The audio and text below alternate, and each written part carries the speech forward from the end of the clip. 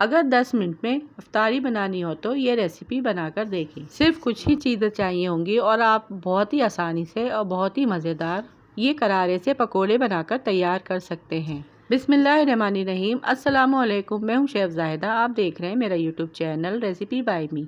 आप सबको मेरे चैनल रेसिपी बाय मी में वेलकम है। हमेशा की तरह लेकर आई हूँ आज भी बहुत ही मज़ेदार और जायकेदार सबके फेवरेट पकोड़े जो आपकी इफ्तारी को चार चांद लगा देंगे। आज मैं आप लोगों के साथ एक पकोड़ा की रेसिपी शेयर करूंगी जो बहुत ही आसानी से और मिनटों में बनकर तैयार हो जाती है। और यकीन कीजिए कि ये एक पकोड़ा खाने में इतने मज़ेदार होंगे, क्रिस्पी और करारे, और आप बाकी के सारे पकोड़े खाना भूल जाएंगे। तो आइए इस आसान और मज़ेदार सी रेसिपी को बनाना स्टार्ट करते हैं।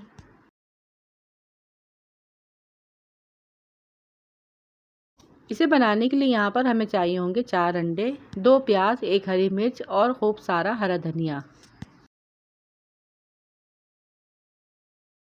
अब यहाँ पर सबसे पहले मैंने अंडों को बॉईल कर लिया है। अंडे यहाँ पे नरम ना हो, सख्त बॉईल होने चाहिए। फिर इसका छिलका उतारकर हम इसकी इस तरह से कटिंग कर लेंगे, यानी एक अंडे के 4 पीस कर लेंगे।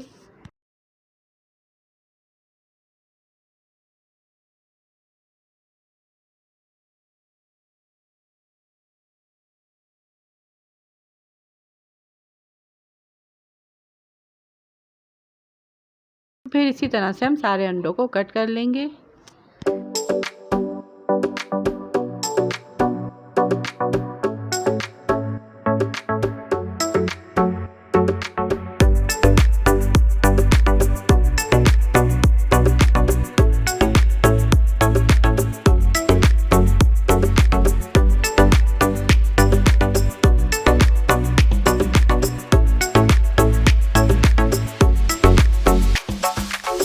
अब चलते हैं बेसन का बैटर बनाने की तरफ। तो यहाँ पे मैंने डाला है एक बाउल में 2 कप के बराबर बेसन।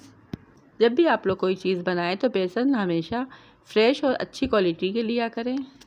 अब इसमें कुछ मसाले ऐड करेंगे। 1 टेबलस्पून कुटी लाल मिर्च, 1 टीस्पून ज़ीरा पाउडर, हाफ़ टी स्पून अजवाइन, 1 टेबलस्पून नमक, 1 टीस्पून लहसुन पाउडर, 1 टीस्पून अदरक पाउडर, 1 हरी मिर्च जिसको मैंने छोटे पीसेस में कट कर लिया है वो ऐड कर देंगे। 2 मीडियम साइज़ के प्याज को इस तरह से मैंने बारीक बारीक चॉप कर लिया है वो ऐड कर देंगे। मुट्ठी भर हरा धनिया ऐड करेंगे।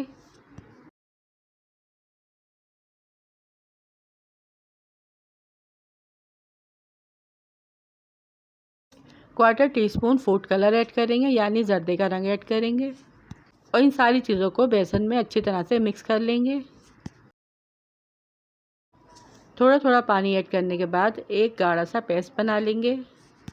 बल्कि बेसन को ना ज़्यादा गाढ़ा रखना है और ना ही ज़्यादा पतला रखना है, बल्कि दरमियाना रखना है। इफ्तारी में हमें नए नए स्नैक्स चाहिए होते हैं। आप एक बार ये एक पकोड़ा बनाएंगे ना तो आपकी इफ्तार मेन्यू में ये शामिल हो जाएगा। रोज़ेदार रमज़ान में इन पकोड़ों को खाएंगे तो इनकी तारीफ़ किए बगैर ना रह पाएंगे।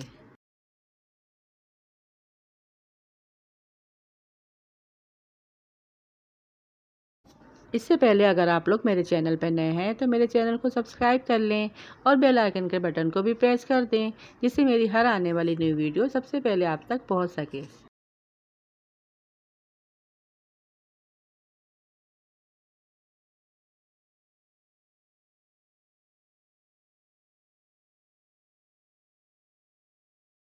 बेसन को यहाँ पे हमने अच्छी तरह से चमचे की मदद से फेंट लिया है। आप चाहें तो हाथ की मदद से भी फेंट सकते हैं। अब इसको हम आधे घंटे का रेस्ट देंगे, फिर चलते हैं इसे फ्राई करने की तरफ। अब तकरीबन यहाँ पर आधा घंटा हो चुका है। अंडे जो हमने कट करके रखे थे वो एक एक करके हम बेसन में डिप करेंगे और इसे फ्राई कर लेंगे। तेल यहाँ पे आपका अच्छी तरह से गर्म होना चाहिए। फिर एक एक अंडे को उठा के हम बेसन की कोटिंग करेंगे और ऑयल में ऐड करते जाएंगे। जितने अंडे आए उतने हम इसमें ऐड कर देंगे और कुछ सेकंड के बाद जब इसमें अच्छा सा कलर आ जाएगा तो हम इसकी साइड चेंज कर देंगे। अच्छी तरह से इन्हें क्रिस्पी गोल्डन फ्राई होने तक फ्राई करेंगे। और जब ये दोनों साइड से अच्छे से फ्राई हो जाएंगे, यानी इसमें गोल्डन सा कलर आ जाएगा, तो इसे हम छलने में निकाल लेंगे और बाकी के बचे हुए पकोड़े भी हम इसी तरह से फ्राई कर लेंगे।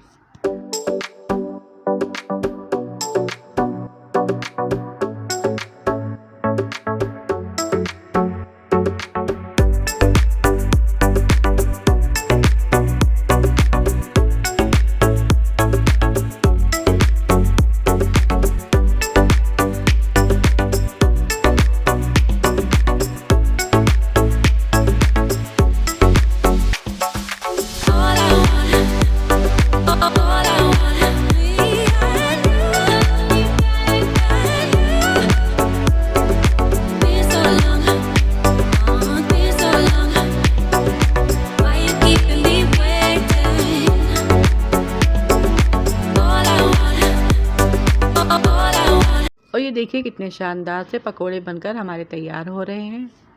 इन्हें भी मैं फ्राई होने के बाद प्लेट पे निकाल लूँगी। अब इन एग पकोड़ों का फाइनल लुक आप लोगों को दिखाती हूँ।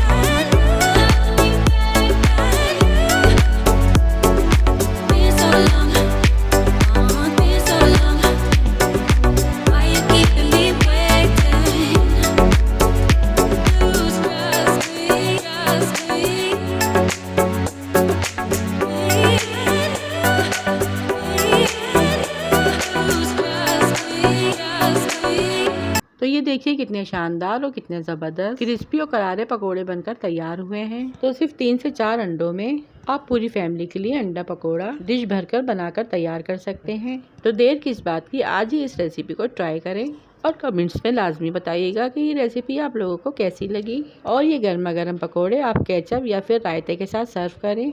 वीडियो पसंद आई तो वीडियो को लाइक, शेयर और चैनल को सब्सक्राइब लाजमी कीजिएगा। रखिएगा अपने प्यारों का ढेर सारा ख्याल, दुआ में याद कीजिएगा। Thanks for watching. अल्लाह हाफिज़।